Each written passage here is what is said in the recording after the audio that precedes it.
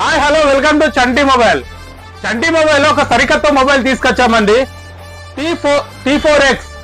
ఇది వచ్చేసి 8+128GB internal. మీకు ఫస్ట్ గా ఒక విషయం చెప్పాలి.